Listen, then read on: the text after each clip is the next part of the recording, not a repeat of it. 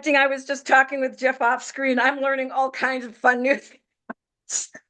For an almost 70-year-old lady, I'm learning all to Zoom. Jeff Magrum, do me a favor first before we get into some of this nitty gritty.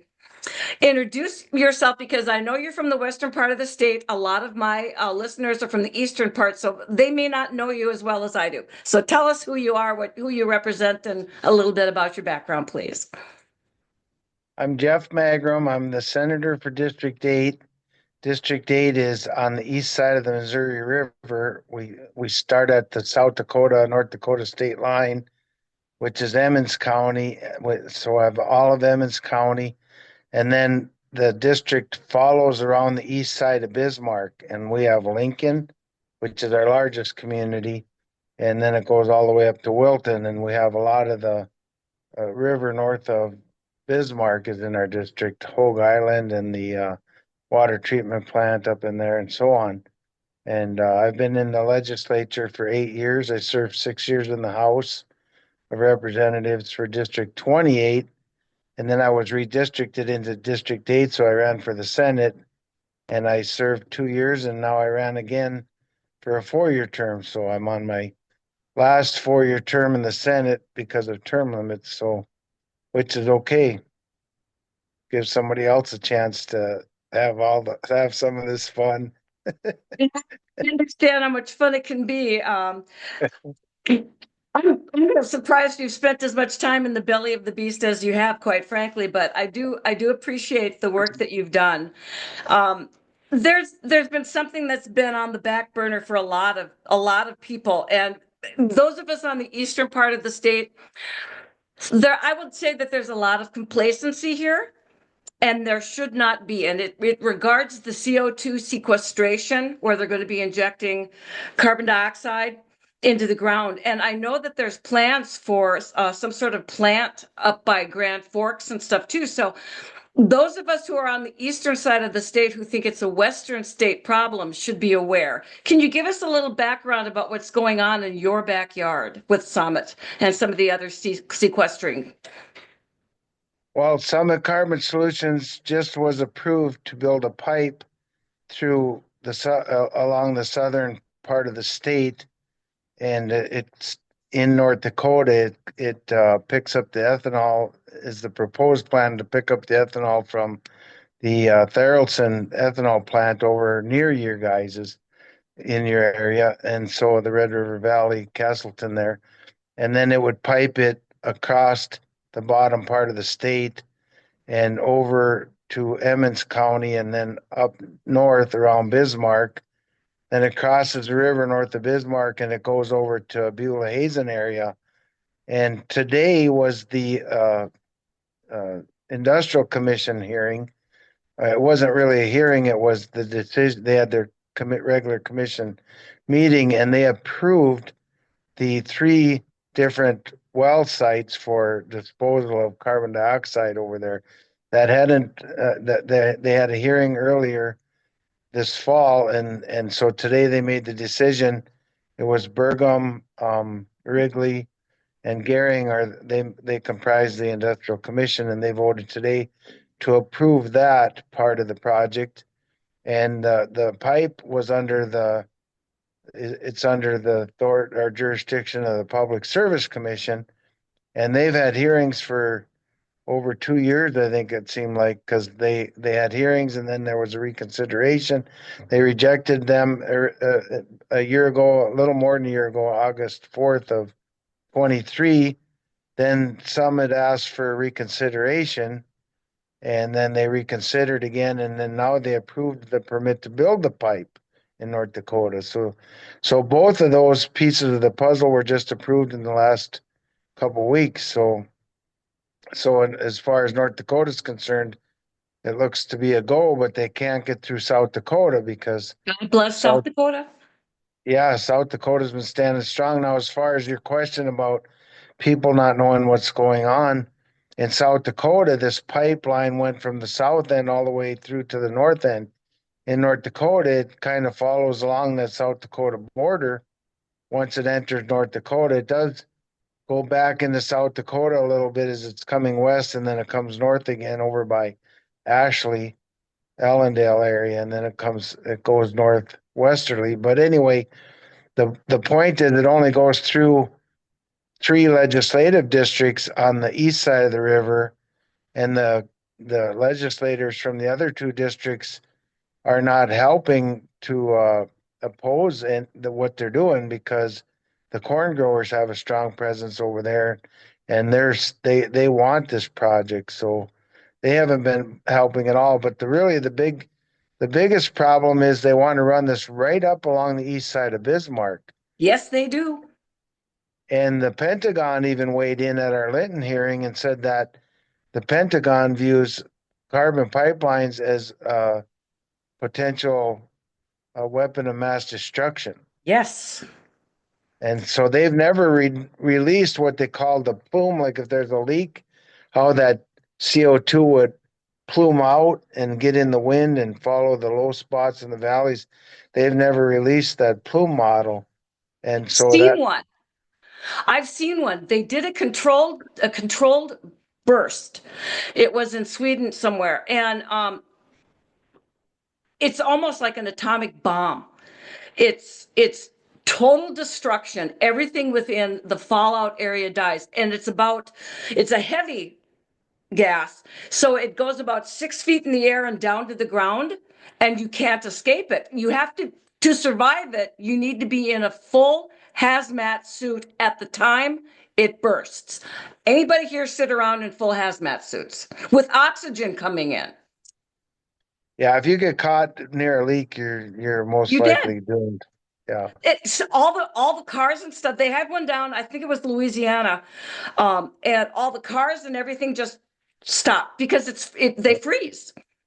So there isn't even a way you can escape it as it rolls your way. Yeah, it expels all the oxygen, so it's just pure CO2, and yeah, it doesn't take long. And there was a leak down in Satartia, Mississippi, and Mississippi, they thank you. yeah, they're in a small town down there, and a lot of people were incapacitated.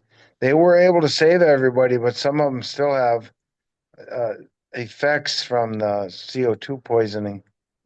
And how close were they to because proximity and wind, which of course we don't have any wind here, North Dakota, no, not a problem there.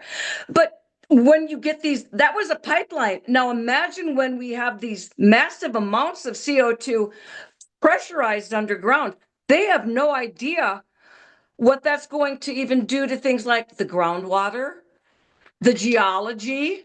Um, could it cause earthquakes? Could it cause ruptures I mean, they don't know. It's a huge experiment, is what it is. And you're right, they're injecting this CO2 at about 2,300 pounds. Yeah. And I mean, think about it. Your water line coming in your house is normally 50 pounds. This is over 2,200 pounds pressure. Then when it goes down 5,500 feet deep because of the temperature of the earth, it actually increases the pressure to over 3,000 pounds down in the disposal area. So they actually have a plume that shows how that gas goes through the pore spaces down in the earth. But if it ever finds a way out, I mean, can you imagine? That would be a geyser. Problem with is they have this model and they won't release it. If it was good news, they'd be releasing it. Yep. They've shown some private people that they felt were worthy of seeing the plume model, and the comments from one of the guy was it didn't make him feel any better when he seen it. Like it didn't calm him down at all. Well, and no, and I've done some research on this, and I'm no geologist and stuff, but from everything I've read, when I do the deep digging and I start talking and looking at scientific research by geologists and everything else, they say that there is no way that this cannot contaminate groundwater and cause great harm to any geological formation. In other words, if you're in a shale formation, which is more fragile than something else, you're going to have problems. Groundwater. This is what amazes me is why are the corn growers so pro this? You think they kind of rely on groundwater? Yeah, but they think that it's going to increase the price of the ethanol, so therefore they'll sell more corn and they'll get more for their corn. So, but the problem is, I mean, even if you take all of this out of the equation and look at why would we be wasting so much effort on capturing carbon dioxide, which they've demonized it for, just and there's no reason because everything I've learned is we're at about half the CO2 levels we should be. If we wanted really good plant growth, we should be at zero point zero 0.08, and Yes. we're at 0.04% carbon dioxide. And so what they're seeing now, there is an increase in carbon dioxide, but it's from volcanoes and from the oceans. And so it's not that man has done very, very little. It's not even measurable the amount of carbon dioxide that man is emitting into the atmosphere. So it's just but what it is, it's a control mechanism. Yes. It's a fascist system because fascism, which was coined by Mussolini, he created corporations by the government, and then he used the corporations to attack the people. And that's exactly what's happening here. The Summit Carbon Solutions was created based on tax credits. And so they're created by the government, and now they're attacking people's property rights and safety and their peace of mind. And the North Dakota Constitution gives you that right to be able to enjoy your property without encumbrance. And that's exactly what they're doing, is making people uncomfortable on their own property, forcing their way through, and for an idea that is it's a total scam.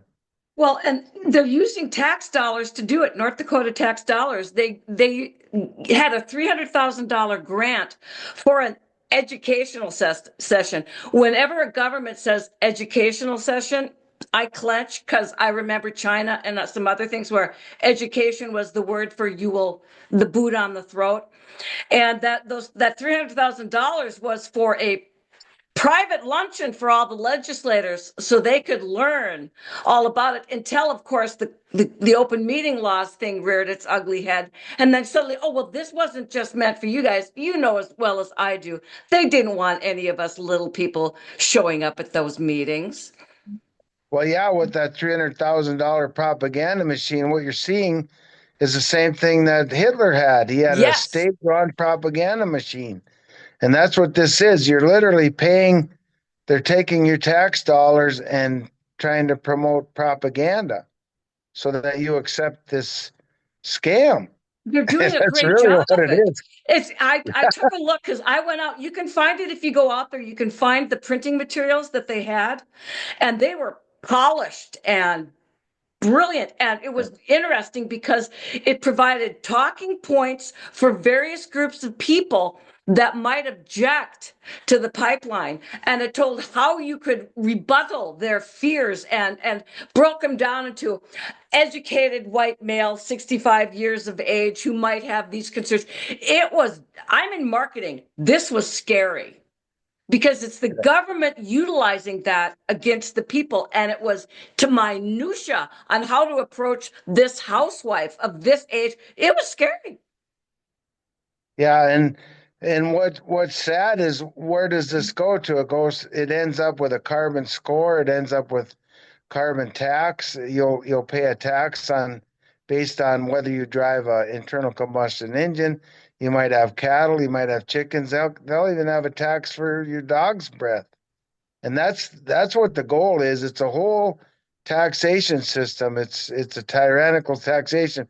I mean, if you have a wood stove, and then you imagine, as somebody that doesn't want to pay the tax, he don't report that he burns wood, and then they'll turn neighbor against neighbor. Hey, my neighbor over there you might not like very much. That's He's right. burning wood. Is he paying a tax on that? And then But it's it's a that's how they've total. always done it. They turn the neighbors against each other so that we can't unite as a coalition because there's more of us than there is of them. But if they keep us divided and picking at each other, they're safe. And these guys are merciless. Trent Loos was sent a cease and desist letter by Yeah, Holtzman Vogel Law Firm because he put out an opinion on the fact that he didn't think this was good. And he got a 2-page cease and desist letter uh, and had to actually, apparently, the CYA post a retraction. These are strong arm tactics I would not expect from in the United States, period. that's what I'm saying. They're practicing the same system that Mussolini did, strong arming the people, trying to shut them up by threatening lawsuits against them. I mean, this is tyranny. It's just the beginning of it, though. And that people aren't affected by this pipeline, but this pipeline is not the end. It's the beginning of a whole Yes. carbon scheme. And then when they come out with the which they can't have the digital dollar yet, the central banking digital dollar yet, because the AI centers aren't up and running yet. They're building one at Ellendale right Yes, now, they are. Ellendale, North Dakota, and there's six more planned. Now, I had talked to some legislators this morning on a different call, and they were talking about South Dakota. They're looking at building AI centers in Iowa, and these AI centers need a lot of electricity. And Water. so now they're talking about bringing in these little nuclear, there's small nuclear reactors to put in these areas Yep. to supply the power for artificial intelligence. And so once they get all that in place, then they can come out with the digital dollar, and that's where they can really clamp down on your carbon use. They can tell if you when you go to the store, they could allot you on whatever you're buying and how much carbon it was put in the atmosphere when that product was produced. And I mean, so they'll monitor your carbon score, and at some point in the month, they'll just shut your money off and say, "Well, that's enough now. You're, I'm whether it's gas, it might be the food you buy, it might be." They have all kinds of ideas on how to tax us to death. Doing it in China. It's the social credit score, and Yeah, everything's tied into your phone. And they've even gone so far as they'll lock people out of their apartments because your social credit score. So you show up and all of a sudden you can't get in. And yeah. you can't get in until you atone whatever they deem is the atonable offense. And people laugh and they go, "That's China." And I'm like, open your eyes. It's here. It's not as in your face, but it's here. And everybody likes to say I wear my tinfoil hat at a jaunty angle, but I've studied history for decades, and this is scaring the heck out of me. Yeah, I see it as almost like the old Star Wars movie, watching the Empire build his Death Star. Yeah, it's Everything's going fine down here, but once his Death Star is fully operational, I see it coming. And of course, now with Trump getting in, is that going to change the trajectory quite a bit? I don't know, because when a president gets in office, they have a 4-year plan, and that's what all the federal agencies uh, how they act for the next 4 years. And Biden's was the Green New Deal and carbon capture and windmills and solar, and maybe Trump is going to hopefully pull us back away from that, because all of Jeff. those are all part of a fascist system, pure fascism, and fascism always leads to communism unless it's stopped. How can it be pulled back if Burgum, who's this pipeline enthusiast, is what Department of Interior head, Secretary of the Interior? Not looking good for the crew out here.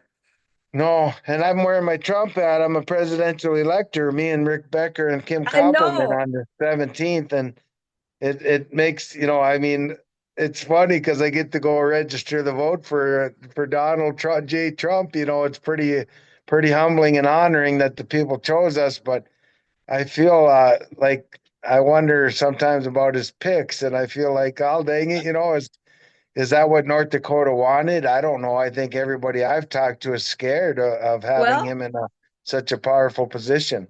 my husband and I have said, okay, we said Trump is one of two things. He's either a useful idiot or he's complicit.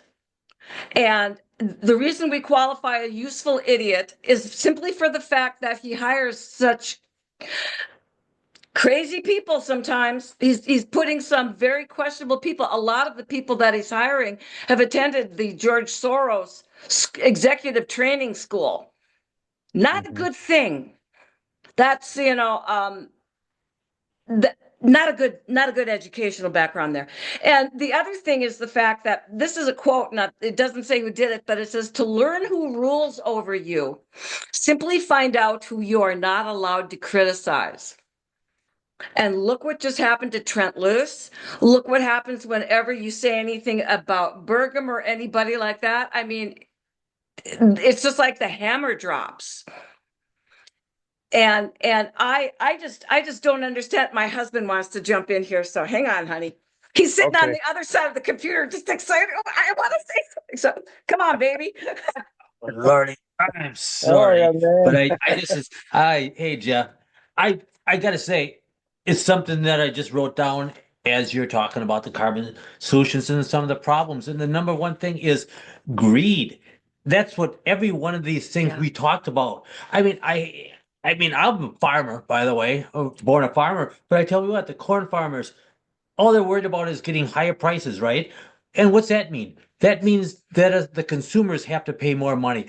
It's always about somebody themselves, basically, and the elites, and that's what you talk about fascism. Basically, fascism is when the government works with special people, and Yeah. that's the meaning of Crony crony capitalism. capitalism. And we always talk about crony capitalism.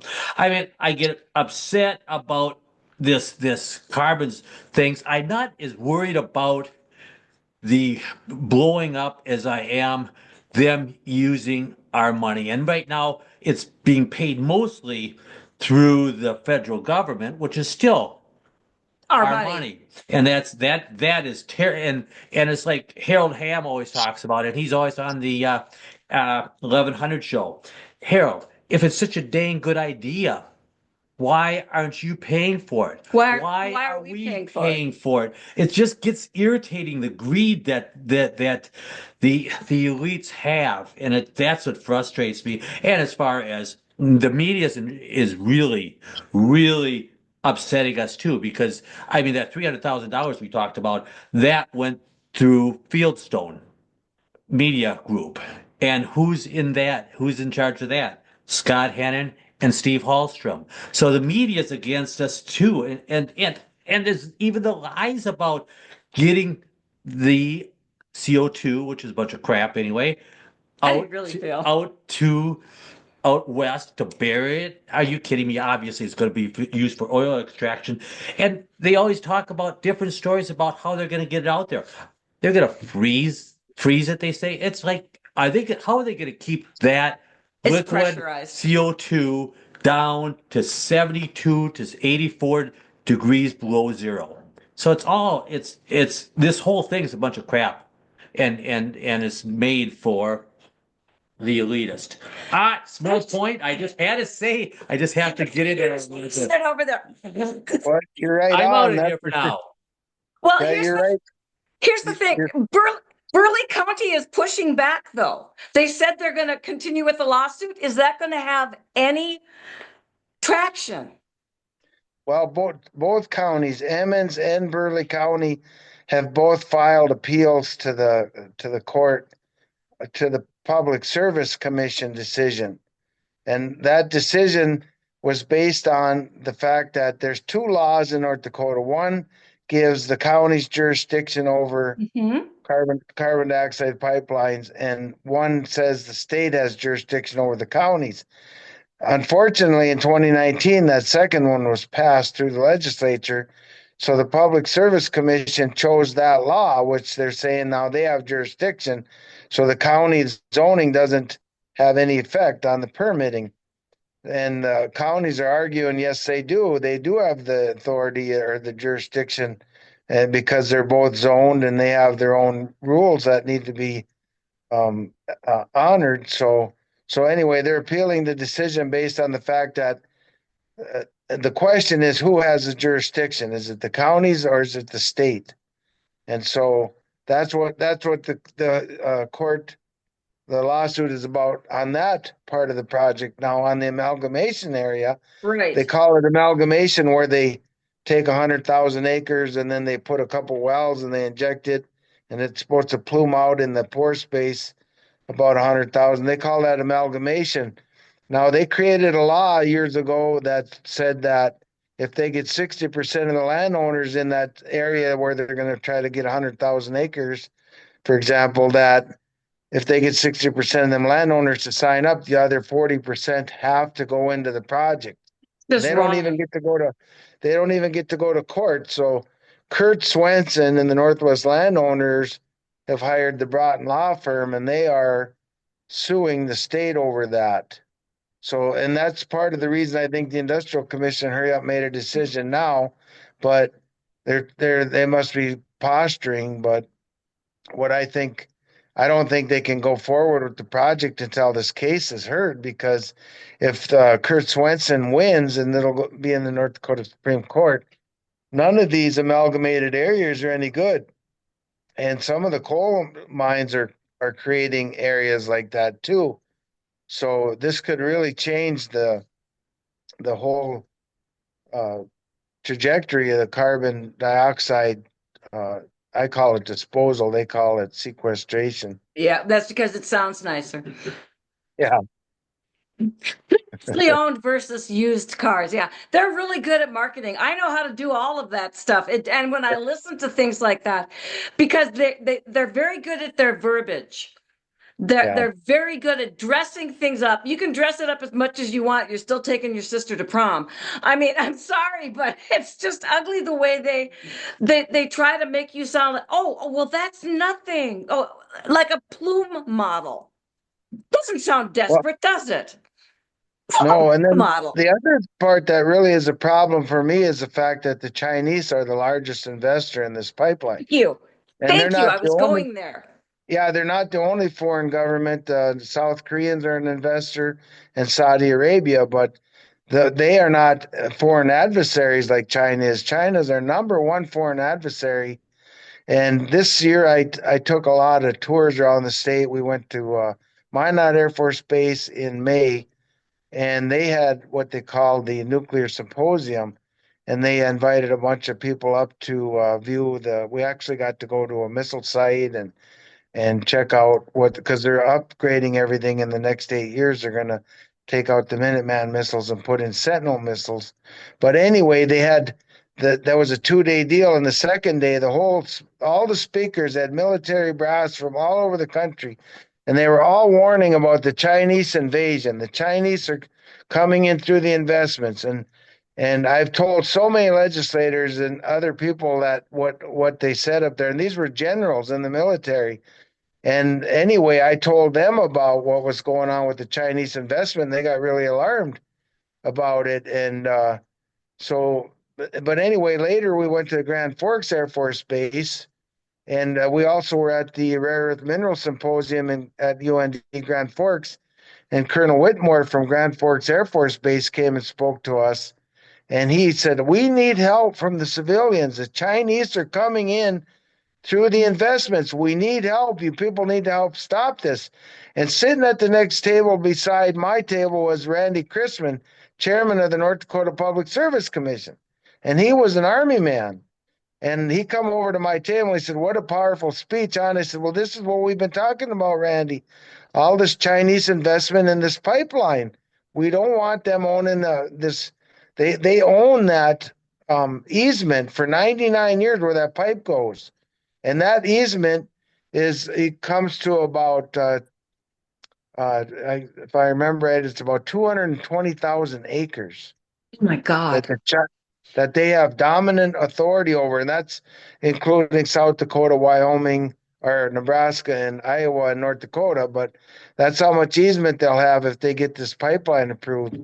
And so, anyway, I expected him to comment about that when he was giving his, I call it a pontification about how they follow all the laws.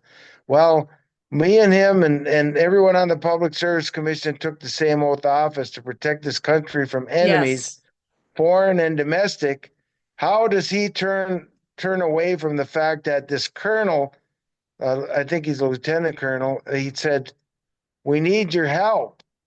And he knows this Chinese are a big part of the ownership here. Here's his chance. Here's his chance. And he gives them the red carpet. You know, It's like, wow. it all comes down to money. It all comes Yep. down to money. And we used to be raised, at least I was, that I'm older than dirt, but we used to be raised that it wasn't all about you. It was Yeah. about what's good for the country, what's good, yes, you're supposed to take care of yourself, yada yada. But it wasn't you first. And when you mentioned that these farmers, the corn farmers and stuff are thinking about the ethanol prices and stuff, has no one been paying attention to Europe, where there's tractors lined up throughout London. They've been doing the same thing in France and in Holland because they're taking the farms from them because of carbon credits. They're Yep. shutting them down. Do these corn farmers think that they are going to be fine until the Yeah. end of time? Because they will come for them, Jeff. They Well, will. they're going to make it so it's almost impossible to farm and ranch. And I can see, so I have cattle. So if they say, well, we're going to charge you whatever, $100 per head per year for carbon tax, but we'll pay you a payment if you just leave your grass set idle. Don't graze it. Don't do nothing with it. Let it sequester carbon. And so it'll be like, okay, if I raise cattle, I got to pay the government to raise cattle. I got to worry about fences and water and whatever. Or can I just take a payment and let my grass sit idle? So they're taking, it's a land grab. And once you Yes. sign those contracts, those are perpetual contracts with the federal government, the same as the wetlands easements. So that land is set aside for generations, if ever, if not forever, until that gets somehow things change, and things can change in a hurry too. But Here's the that's other the thing. direction they're going. They're not telling you the science behind that. Leaving your land and stuff ungrazed doesn't sequester carbon as well as if you allow it to be grazed. They've Right? done the science on it. Just leaving it actually is more harmful than if you let the grass grow and then you bring the cattle in to polish it off rather than plowing it under or whatever. Because they've got a deal right now, I know, where they've got farmers that are planting crops that are useless and then they plow them under because it's supposed to, they're getting carbon credits for it and stuff. It makes more sense for them to plant those crops and turn cattle out on them. That's actually doing something. Yeah. I love to use this term, it's science. But Yeah. it's funny how the science only works when they want it to. Other than Yeah. that, you're just a crazy person. Yeah. There's no science to back up any of this, because we met last winter. I was invited to meet with a number of scientists down in Denver, Colorado. And so I, as well as others, and my wife went with, and we listened to their presentations, and there's absolutely no evidence. 98% of scientists don't believe in man-made global warming, and the 2% that do only say they do so they can get money for studies. Research grants. Yeah. Absolutely. The thing that I believe is coming next is because I've been watching our regional water boards and stuff. These data centers, a small scale data center uses 550,000 gallons of water per day. That's 200 million gallons a year. Those are the small ones. Where's all this water coming from? And it's heated, so it's also releasing steam. You want to talk about an atmosphere change? All of that water, and they have to run 7 days a week, 365, 24/7. Where's all that water going to come from? We've got a pyramid up here by Langdon, and this is sandy soil. When we have water, we have a crap load of it. When we don't, you can't find, you can dig literally the China, you're not going to find moisture. And so where is this thing going to be getting all this water? It's going to have to tap into everybody's aquifer. Yes, I'm not sure if they recycle that water for cooling. We're going to be going down to Ellendale next week. We have a tour of that artificial intelligence building that they're building. They do have the crypto mining up and going, and I had gotten some calls because that used to be my legislative district at one time. So I have some friends down there, and they called me and said that the crypto mine is already causing brownouts. And so they're using all the power down there, and they haven't even gotten the AI center. They said that AI center, or data center, is going to use as much power as Fargo Moorhead combined. It says right here, because I'm reading this water study, which, by the way, was done in 2024. For cooling, data centers mainly use potable water, which is suitable for drinking because it's easier on the machines. And then they were talking, they're going to employ maybe as many as 200 people in a greenhouse because they're going to have all of this steam and stuff to get rid of. But I'm still sitting here going, you know, we've lived up here for maybe 7 years plus. We've got a Sandpoint well. It went dry one year. I mean, like I said, you've either got water here or you don't. Now, if it's between a data center or your cattle or my kitchen sink, who do you think is going to get the water? My guess is not me. Right. Well, like you said, they won't. They're going to be uh, so important at some point that you can't let them shut down. Like you said, they're 24/7. They have to be up and running, so they can deprive you and me of electricity or water for a short time. I suppose they're thinking, and then they'll divert all their resources to that artificial intelligence center. Like if it's really hot weather where they need a lot of electricity, or really cold weather. Yep. Now, when it's hot, they're going to need cooling as well, more cooling. So that's why they're building up north here, is because it's a cooler environment. They don't have to spend so much money on cooling in the winter like they would if they were building in the south.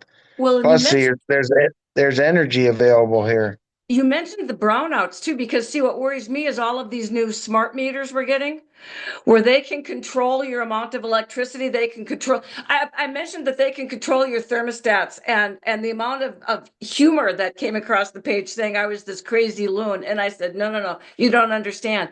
They can control your thermostat. Right now, it's by opting in.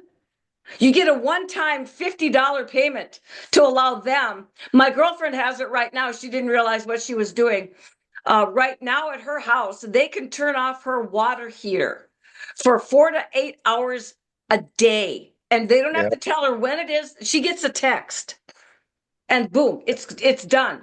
And now with the water meters, they're literally charging by the teaspoon now. And it's very frightening to me when I take a look at things like the carbon taxes for sequestration. We're going to be looking at water and energy and everything else that's going to be needed by, again, these large corporations. When we talked about fascism earlier, we're not going to matter. It's going to be you pay until you can't, and then what do you do? Yeah, I don't know. Then I suppose they'll have programs so you can just exist, and then they'll just hope you pass away eventually. And I mean, it's not going to be a pro-life No. situation anymore. Well, before we came on the air, I was showing Bruce a video. I told you I'd send you the link to it, where the WEF, the World Economic Forum, has just passed new law suggestions, which a lot of countries are signing up for, which declares 70 years old. That's their recommendation right now, as you've lived long enough. And if you commit suicide, even if you're perfectly healthy, they'll waive some of the inheritance taxes and stuff for your family. So your kids are going to be rewarded for your taking a dive, taking one for the family, And they've already in London, in the subways and stuff got ads where people are celebrating. They're going, I took my life for my family, and I'm not kidding. There's pictures of it in this link. They're already starting the propaganda campaign again, where you're going to think you're doing such a great thing for your family and for the planet. If at 70 you get into a suicide pod and just end it all. Well, So they it's kind of been working on that since back in the old Jack Kevorkian days. yes, but it's Yeah, all meshing together. I mean, yeah, the CO2, the um, the water, the energy, all of these taxes and stuff, they may not be able to take it from us, but they can make it so none of us can afford it. right. And the and then another thing I think reason they're doing this too is because of the national debt. That has to get paid off. So they have to have hyperinflation. They have to start reclaiming land, and this having letting the Chinese come in and have this 200 and some thousand acre right away might be a way of appeasing them for the money that they're owed by the United States. Well, the And Chinese so, economy isn't doing very well right now. It's tanking. They've had a bunch of banks close and other things. And if you have a country whose economy isn't doing well, and it's got a large investment in an economy that actually our economy's not great, but it's better than China's. Where would you want to move your government to? Just well, saying. they probably figure they own this country already. I don't remember the number that we owe them, It's but it's ridiculous. trillions of dollars that the United States government supposedly owes China. Now I don't know how that all works because it's all computer divots. But I know China was buying a lot of gold, and gold's been Yes. nothing but go up. So they've been getting rid of their American Federal Reserve notes and trading them for gold and silver.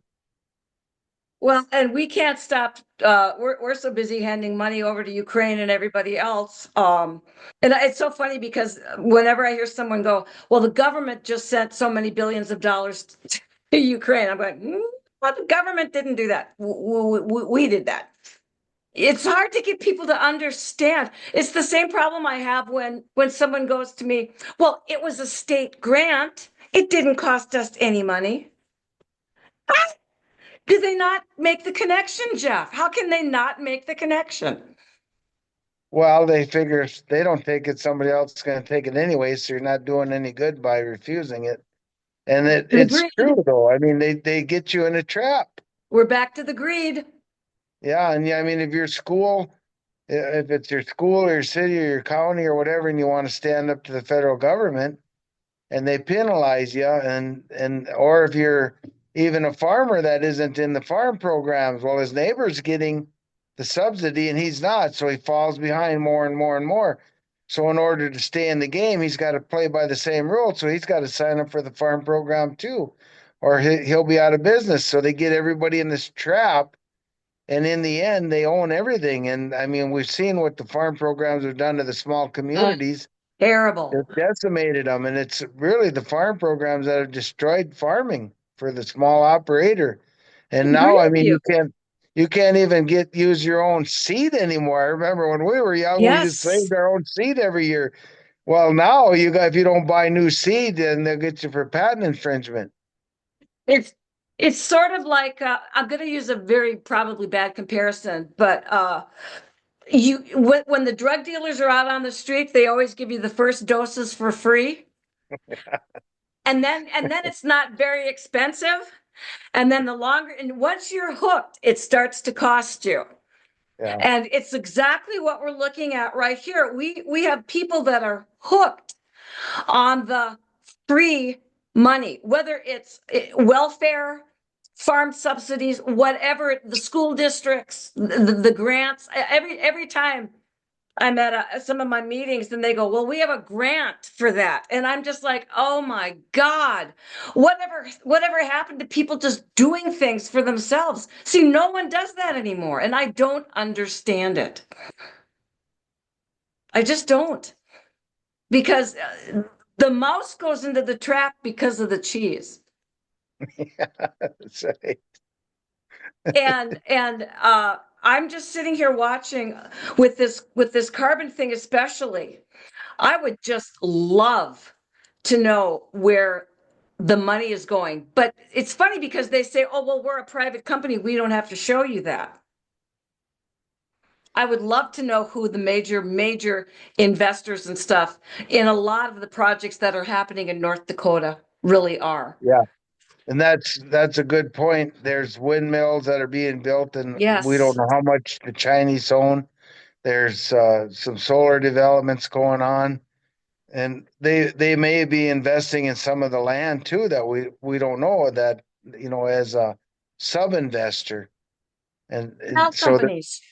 yeah, yeah, shell companies. And there's a company that was going to come in out of Canada and build a big fertilizer plant up by Williston, and that was heavily subsidized by the state. Now I don't know if that's still coming in, but someone told me that they traced it back, and the Chinese are a major investor in that Canadian company. So Surprising. they're coming in through our friends and allies, but the Canadians are so greedy, they'll take the money, and we don't limit them from coming in here and buying land. As a matter of fact, I do believe they're the number one foreign country. They have the most land in North Dakota of any country. It's interesting because living up here by the Canadian border and stuff, we were fully aware when Trudeau had the communist Chinese army doing winter maneuvers up because they were up here, uh, running around, and I was telling people about that, and they said, "Oh, that's not true," and I went, yeah, it is. They're right outside of Winnipeg and doing their thing, and they don't understand the strong connection that China has in so much of this. It's the tendrils are so deep, and they have no way of connecting the fact that this is a bad thing, and they think it's just business. Yeah, the end is going to be is probably not going to affect our generation near as much as the next generations, what they're going to be dealing with. And so we're dropping the ball by not defending our homeland like our parents and grandparents did. They gave us a free country, but we're letting these anti-Americans get such a foothold on us, and then they're forcing us to pay for it on top of it. And so With it, it Summit Carbon, not only are we paying for it, but it sounds to me like the big three here, Burgum and everybody else, are pushing for eminent domain. So what they can't buy, they're just going to take. yep, they're just going to take it. Yeah, there's it's almost as if, the government gave the land back in the homesteader days. They Yep. gave it, now they're taking it back. They're I'm literally just taking it. I'm just really concerned because Bruce and I were talking earlier this evening, and the Constitution was written for the people to state our rights. And now it seems like it's being interpreted to tell us what our rights are not. Yeah. Well, and the other thing is the Constitution was written for people with morals. Yeah, well, there is that. I just don't know what we can do. Is there a very good correlation? I can't even talk. Is there enough people in the legislature who are willing to try to stand up to this carbon CO2 and some of these other things, or are they pretty much all just going with the flow with their wallets open? Well, the majority of them are sold on the fact that it's good for coal and oil. And that's really the lobbyists and Harold Hamm's people, because Harold Hamm has $250 million investment in this pipeline. So it's in his best interest this pipeline gets built. Their goal is someday to hopefully hook onto this pipeline and pipe it out into the oil field and use it for enhanced oil recovery. But it hasn't been proven to work in the Bakken shale. And even they've been using enhanced oil recovery using carbon dioxide coming into Bowman area from Wyoming. They put a pipe in there a while back, and it's been up and running for a year. and it hasn't improved the Anything. the yield of oil one bit.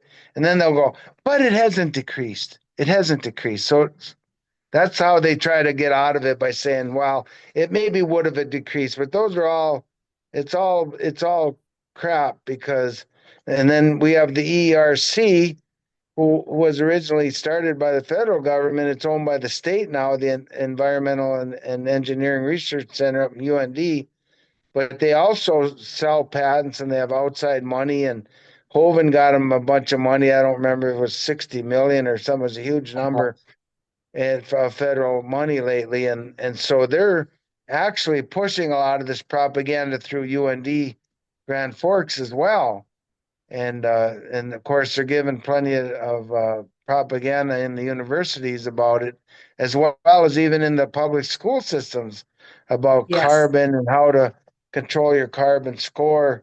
I mean, they're propagandizing the next generation. They know we're going to die off and get out of the way.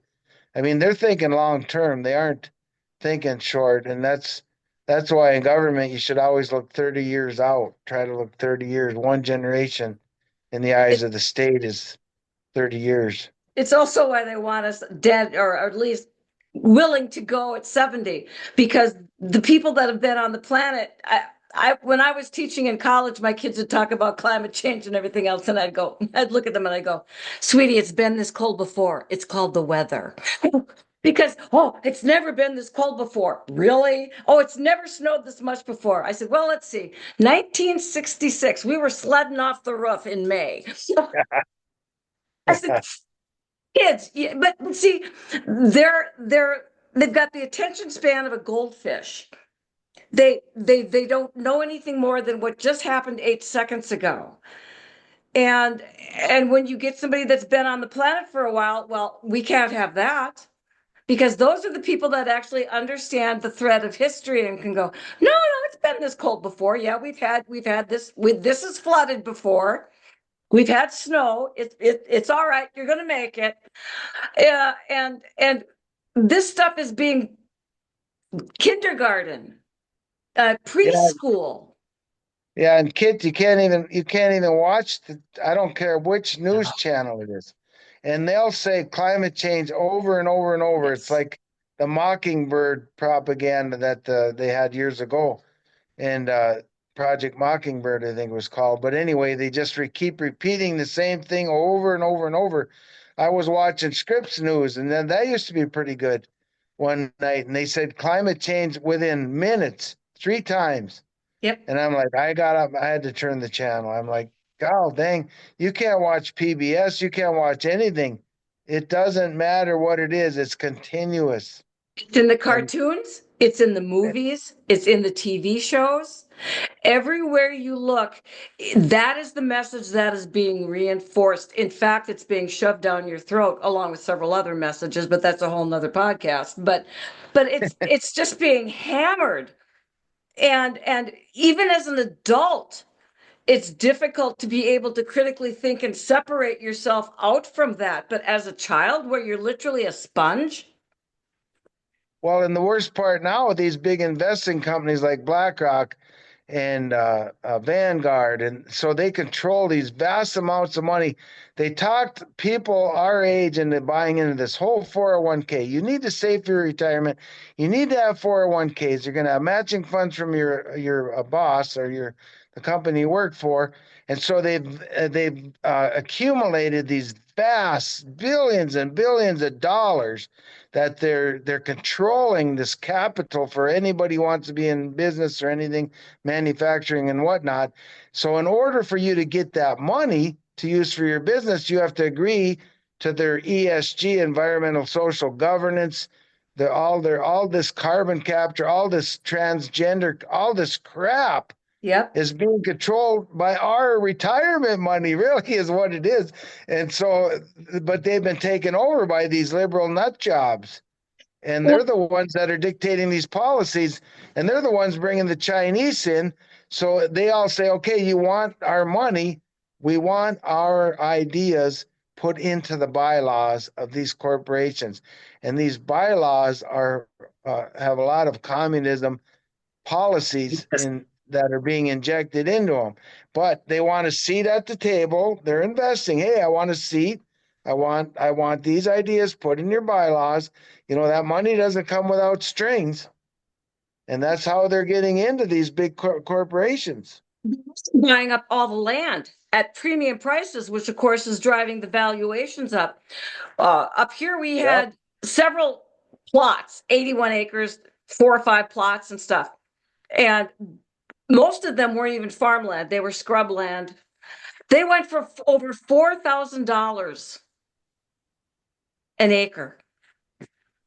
Hmm. It was bananas. And it was across the board because I went out and bid and I was watching the bids. It was very obvious that all of those parcels went to one group because you could watch the way the bidding went. There was no individual bidding. Somebody would bid, bink, it would go like that. And it was all across all of and it was hundreds of acres. I mean, just the little parcel we were looking at because we wanted the woods. It was $500,000-$600,000. It was Wow. nuts. But they're taking the ability. They keep whining about the fact that there's no affordable housing. If there is affordable housing, these guys go out and buy it and then turn around and rent it. Yep. We're right back to you will own nothing and you will be happy. And you'll Yep. be paying carbon credits and you'll have your smart meter on your water. You'll have your smart meter on your electric. You'll be paying for everything and they'll be giving you back what you deserve if you're a good little citizen. And the problem I have is that so many of our kids don't want any responsibility anymore. They're going to be happy to follow because it means I don't have to worry about anything. My rent is paid, my food comes, everything's good. Who wants to? I don't know when the mindset hit that you want to be a toddler for the rest of your life, but it's there. And Well, I I think just, it's scary. some of the young folks, I think, are giving up hope in some ways because I've talked to some of these young couples and they're like looking at housing and they say, well, there's no way we'll ever be able to afford a house. But I always try to encourage them and say, well, don't worry. Me and my wife, when we were young, we felt the same frustrations. But back then, $50,000 bought you a lot of house. Right, that's Now, what. $50,000 don't hardly buy you but nothing but you can't even get a single wide trailer house for No, that. you couldn't get a garage. A It's camper, you but can't even but get a camper hardly. but that's what's happened with them driving the prices up. I mean, this land should have never gone for 4 grand an acre. That's and of course, then we talked to some of the farmers up here, and they're like, "Oh my goodness, well that's so great." Now, when I'm ready to sell my land, and I go, "Yeah, but what's going to happen when the money is worth nothing? You've got a lot of toilet paper. That's pretty much what you're going to end up with." Right. Because when we go Yeah. to that digital dollar, it doesn't matter how much you got in your wallet if they don't let you spend it. Yeah. Yeah. And we've seen Canada control their money system when those truckers were rebelling up there. Yep, shut them down, bang, like nothing. Well, so how long do you have left in the Senate? I have 4 years, so it'll be two sessions unless there's a special session. But this session, I'm working on several property rights bills. I'm trying to focus on those. Bless And you. yeah, I had one bill that made it through the Senate 46-1, and then it got to the House and it lost 46-46, ironically. And that one would require anybody that wanted to survey another person's land would have to have written permission and set or a court order because we found with some of Carbon Solutions, they took advantage of an 1895 law that was passed in North Dakota because the railroads were coming in and they wanted to build in the new highways and roads and they wanted to just go survey. And that was a different time. They were building all this infrastructure. They needed to get the work done. I can understand it, but things are different now. If you want to Yes. crap on somebody's land, you have to have written permission. If you want to hunt their land, you have to get permission, and unless they don't care. But I mean, if they care, you get permission. Absolutely. So there, I thought it was reasonable. But there's some other property rights bills that I plan to try to introduce. Now, when you asked earlier about where the legislature is as far as their appetite for these kind of laws, there's so much control and influenced by the lobbyists up there at the Capitol. And one issue I really have is legislators taking money from lobbyists from political action committees, which I've never taken because I see the way that these lobbyists try to leverage any kind of influence they have over these legislators, and they'll, even if it's a good bill proposal, they'll confuse them so that they'll well, maybe I'm not sure. So then they'll vote no or kill it. And it might be good for property rights, but you'll have the oil guys come in, the coal guys, the rural water guys are really they're the really Crazy. were they were the worst ones. And Yes. so I have a bill to try to get rid of quick take eminent domain. And because the rural water people are really misusing that, they don't go get their permit, their right of way permits taken care of. So then they come out and they just go, well, we'll just take it and then we'll deal with them later because it allows for you to just go in and start working, and then they settle with the landowner later. So that's been being misused pretty heavily in North Dakota. So there's some other property rights bills I'm working on as well, but that's my goal the next two sessions is to try to get more people more secure with their property without having to worry about these people coming in and bullying them into signing some document that encumbers their future generations, or just straight out basically lying to them and getting them to sign documents under duress. And that's what's happening. Yes, And it then is. they have to defend themselves, and most people can't afford to go hire lawyers to defend themselves at $400 an hour. I mean, it's just crazy. When you're up against that kind of money, they can stall. They can pay their lawyers to stall till you're broke. Yep, It that's what doesn't they make do. sense. Well, I'm going to really be keeping in touch with you because property rights and this other stuff, especially if they start using eminent domain with the CO2, is a big darn deal to me. And yeah, I don't have a dog in the fight. They're not trying to come across my land, but it's about more than that to me. I actually genuinely am concerned for the people that are in the situation you just described. They are either naive and don't know enough, or they're being lied to, or they feel they have no other choice because they're backed into a corner. Because somebody comes in and goes, well, your neighbors all signed. And if you don't sign, you know the money that they're going to lose. I mean, the But tactics are unreal. that is true. They're turning neighbor against neighbor. All these green projects have ruined a lot of good neighborhoods Yep. out here. These people used to get along really good, helped each other whenever they needed help. Now they despise each other because the one neighbor signed up for the carbon pipeline or for windmills, and now they're stuck with it and they didn't get nothing out of it. So now they're upset. Nobody's happy with each other. So they created all this civil unrest. It's just ridiculous, just for nothing. And yet our roads and our bridges and our dams are all need work on. We have bridges washing out when there's a flood down south, and we're not taking care of the infrastructure the people that our ancestors built for us. We can't even maintain it, but yet we're wasting all this all our resources to capture carbon. It makes zero sense. But one thing about the reason I think that property rights has to be number one is because that's the only place you're really free. I mean, you're a king or queen on your own land. You have total freedom of speech. You have total Second Amendment rights. All your rights are intact on your property. Someone comes on your land, you can tell them to leave and you can threaten them with violence, but you can't go anywhere else and do that.